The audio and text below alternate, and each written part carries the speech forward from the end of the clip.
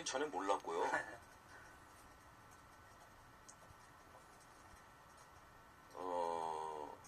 그 당시에 그러니까 그룹 사운드가 죽은 다음에도 대학가요제가 일정 기간 동안 공식처럼 지키고 있었던 게 솔로나 듀엣 대상, 그룹 사운드 금상, 요게 잠시 유지가 되더니 그 다음엔 그룹 사운드는 곁다리이거나 동상, 이 공식이 굳어진 다음이었어요. 우리가 출전할 때쯤에는 그러니까 그룹 사운드는 안 돼라는 인식이 팽배해 있었거든요.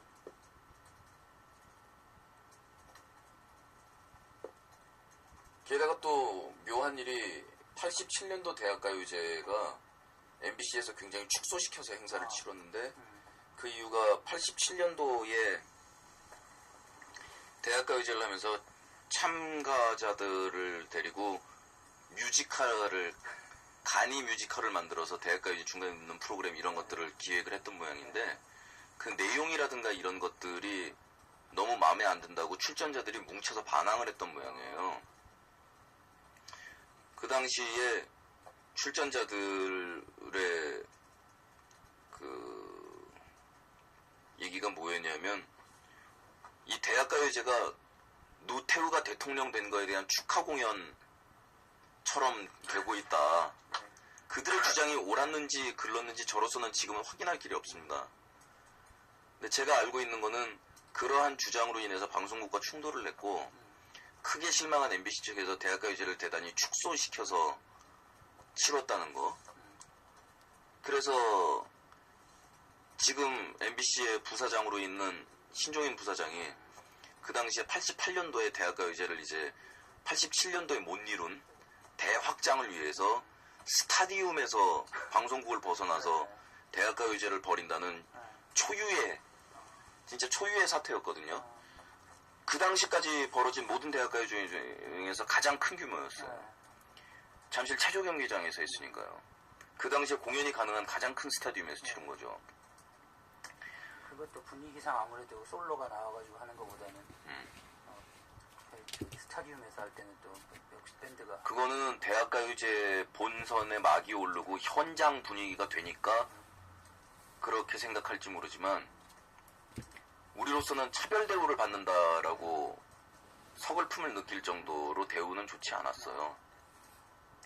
일단 멤버들이 서울대연대 서강대 멤버들이었기 때문에 저놈들이 데모를 주도할 가능성이 있다 요주 인물로 찍혀 있었던 데다가 지금 생각해보면 웃기는데 말이에요. 우리 멤버들의 성향들을 생각해보면 그랬던 데다가 웃긴 게 솔로들이 쓰는 무대는 대형 무대, 중앙 무대를 쓰고 그룹 사운드는 별도의 초라한 무대에 등퇴장 악기 놓기가 좀 뭐하기 때문에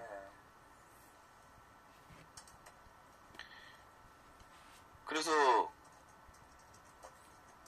무한궤도가 올라간 그 별도 무대는 모니터 시스템도 빈약하고 멤버들이 발 놓을 때도 참 빈약한 조그만 무대를 올라갔고 솔로들은 큰 무대로 올라갔어요.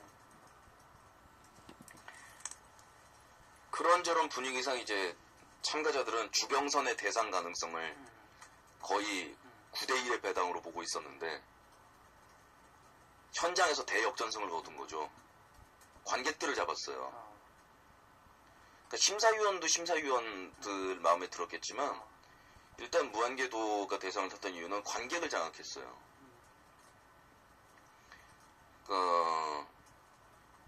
강변가요제 때 나가서 한번 떨어진 적이 있는데 그때 이상은이 대상을 탔거든요.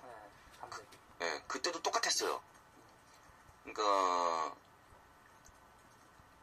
사람들이 노래는 이상우가 제일 좋다, 대상을 탈 것이다 라고 얘기했는데 현장에선 이상은이 끊임없이 화제가 됐어요. 그러더니 이상은이 완전히 관객을 잡아버렸는데 역전승을 하더라고요. 그래서 그대에게가 바로 대학가요제라는 특성을 고려해서 그 타겟 프로듀싱으로 만들어진 노래 아닙니까? 첫째, 전주부터 화려하게 치고 들어가야 된다. 무조건 전진 돌격 대형으로 시작부터 돌격한다. 그 다음에 곡이 좀 특이해야 된다.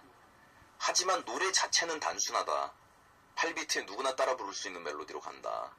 가사 자체도 현장 행사에서 TV를 보는 사람들은 모르지만 현장 행사에서 가사가 전달될 리 없다. 쉬운 가사로 간다. 4분 동안 끊임없이 변한다. 지루할 시간을 주지 않는다. 완전히 그런 작전으로 만들어진 노래였는데 우리의 퍼포먼스가 끝나고 났더니 펜스에서 교복을 입은 학생들이 막 뛰어내리더라고요. 사인을 받으려고. 전경들이 그걸 막 막아야 되고 막 난리가 뒤집어진 거예요. 그래서 왜 이러면 이 장면은 내가 불과 몇 개월 전에 강변가요제에서 목격한 장면인데 설마 우리가 대상을 받는 거야? 라는 생각이 들었어요. 그래서 대상 수상자 발표를 하는데 은상까지 부를 때 우리 이름이 안 나오니까 우리 멤버들이 울먹울먹 하면서 짐을 싸더라고요. 근데 은상까지 안 나오니까 저는 처음에 사실 저도 동상을 기대하고 있었거든요. 은상까지 불렀는데 안 나오니까 갑자기 간이 확 붙더라고요. 만일 금상에 우리 이름이 안 나오면 분명히 대상일 것이다. 근데 금상에서 우리 이름이 그래서 저는 나오지 않기를 간절히 바랬는데 우리 이름이 안 나왔어요. 현장 분위기로 봐서는 상을 안 받고 집에 갈 분위기가 아니었거든요, 절대로. 그래서 금상을 받은 다음에 저는 여유 있게 18 대상을 받다니 이럴 수가. 그래서 저는 대상 발표 났을 때 의자에 침착하게 앉아 있었어요.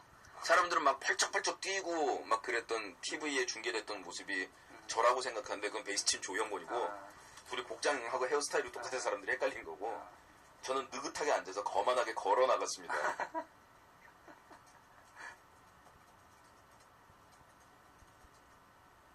그게 좀 이상하지 않았습니까? 그게 그 전에 강변가요제나 뭐 대학가요제가 어떻게 뭐 새로운 가수들을 발탁하는 거의 이제 뭐 두 가지 통로였었는데 그 전하고 조금 다른 음악들이 대상을 받았는데 그게 뭐 올림픽의 분위기나 이런 거하고 올림픽으로 인해 사회 분위기가 좀 뭐라 그럴까 변화한 부분도 있었을 거고 외국 사람들이 많이 들어오고 하니까 올림픽 분위기의 그 들뜬 분위기를 담다디가 타고 갔던 것 같고요. 대학가요제는 올림픽의 열기가 끝난 다음이었으니까. 근데 이제 좀 뭔가 야로가 있는 게 아니냐라는 의심을 받았던 것이 무한궤도가 연주할 때 우리가 16번이고 조명이 엄청나게 화려하게 쏟아졌거든요. 나중에 얘기를 들어보니까 88 올림픽 때 사용됐던 조명 장비가 렌탈 기간이 종료되기 직전에 MBC에 남아 있었던 모양이에요. 그걸 총동원해서 체조 경기장에 깔았는데 사람들이 그 당시 그 분위기를 이해 못해요. 그러니까 올림픽 분위기라는 게 아무런 상관이 없는 게 말이죠. 그 당시 가요계는 히트곡 무조건 발라드였어요. 그래서 출전 엔트리 16개 팀 중에서 14개 팀이 발라드를 부르는 사태가 벌어진 거예요. 관객들은 지루하죠. 거기다 조명기사가 이 조명을 쓸 일이 없네. 핀 조명밖에 쓸 일이 없는 거예요. 다 솔로가 나와가지고 다 발라드를 부르니까 솔로의 발라드인데 뭘 돌릴 겁니까 조명이. 그래서 이를 악물고 있다가 무한궤도가 나올 때 모든 조명을 올인해버리는 거죠. 이거 뭐 기왕 남은 거 써야 되는 거 여기 확실히 쓰자. 거기다가 솔로들이 응원단이 와봐야 몇 명이나 오겠어요. 또 지방대학 학생들 응원단 상경해봐야 몇 명이나 올 수 있겠어요. 근데 우리는 서울에 캠퍼스가 있는 학교에 3개 학교의 연합그룹 사운드였기 때문에 우리 응원단 숫자가 꽤 많았어요. 애들이 폭죽도 준비해오고 관객석에서 난리 바람을 잡았어요. 거기다 심사위원들이 조용필과 그리고 그 당시에 위명을 휘날리던 위대한 탄생 출신들의 편곡자들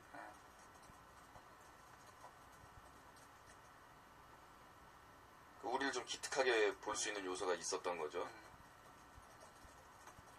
하여간 그런 운에다가 뭐 이런 것들이 겹쳐서 88년 대학가요제는 막판 대역전승을 거둔 거였어요.